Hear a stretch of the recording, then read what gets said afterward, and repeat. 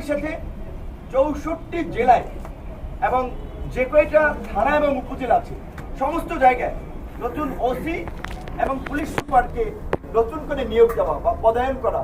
কারণ হচ্ছে আমরা ইউনোরও দাবি জানিয়েছি, সেটা জনপ্রশাসন মন্ত্রণালয় করবে, কিন্তু একই সাথে এটা আমরা সমস্ত সরকারি চাকরিজীবী কর্মকর্তা কর্মচারীদেরকে অভয় দিতে চাই, যারা এই প্রাচীর শক্তির সহযোগী ছিলেন না, অন্যায় করেননি, তাদের কারো চাকরি যাবে না।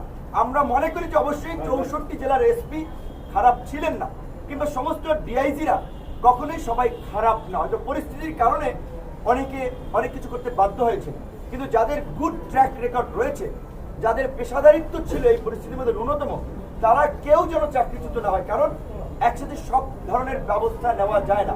আপনারা জানেন সালমান এফ রহমানের মতো একজন স্বীকৃত ব্যাংক লুটেরা, শেয়ার বাজার কেলেঙ্কারির সাথে জড়িত মাফিয়া গ্রেপ্তার।